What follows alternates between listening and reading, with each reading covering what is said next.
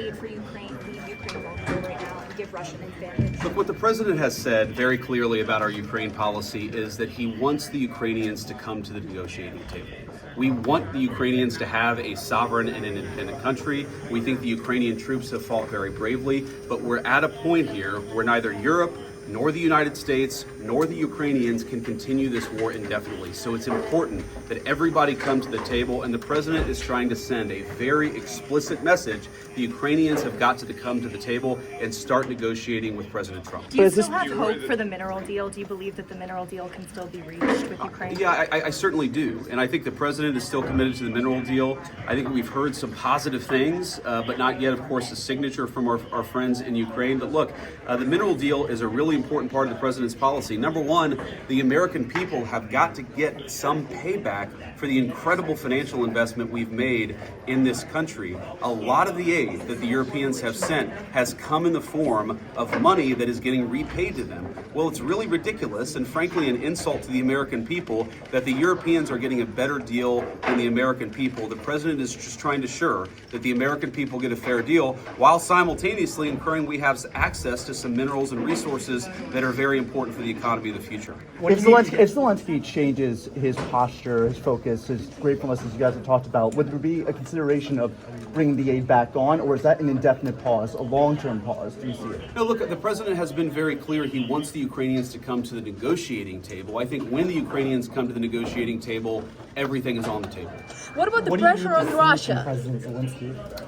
Look, I think the most important thing, a lot of people have made this about public statements. President Zelensky needs to say that he's committed to the peace, or President Zelensky needs to apologize to the president. The public stuff doesn't matter nearly as much as what are the Ukrainians doing to meaningfully engage on what a peaceful settlement would look like. We need the Ukrainians privately to come to us and say, this is what we need, this is what we want, this is how we're going to participate in the process to end this conflict.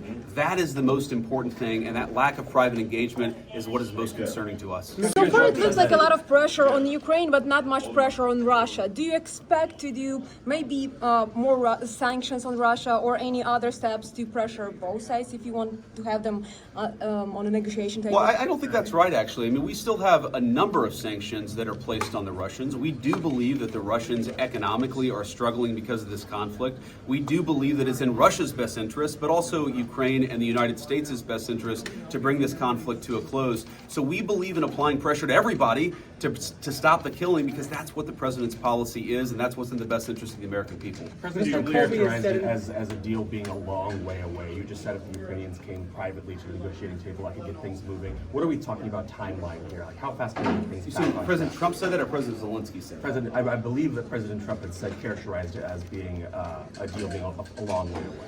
So I know that President Zelensky said that, but what I think the president has said is that we can make a deal.